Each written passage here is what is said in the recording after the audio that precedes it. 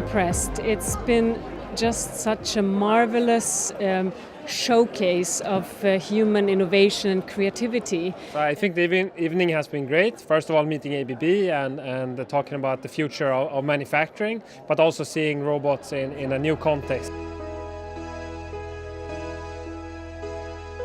Well, I've been working with ABB Robots for almost 20 years. This is something completely new and a different angle of ABB Robotics. I think it was absolutely amazing. I mean, the accuracy, the details, the story, the smoothness of each move. You can really understand that it has been so much planning behind this, and also how he managed to make the robot something so human-like, because you really had a sense of the relationship between the robot and Benke. Very surprising. The robot felt very human-like. I'm thinking of the very long code it would take to program this unique performance. Very, very impressive.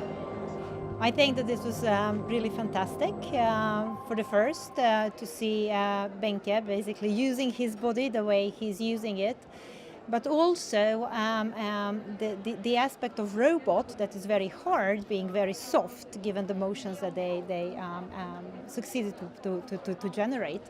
So I think that it gave lots of emotions and lots of feeling for what they wanted to express with the robot itself.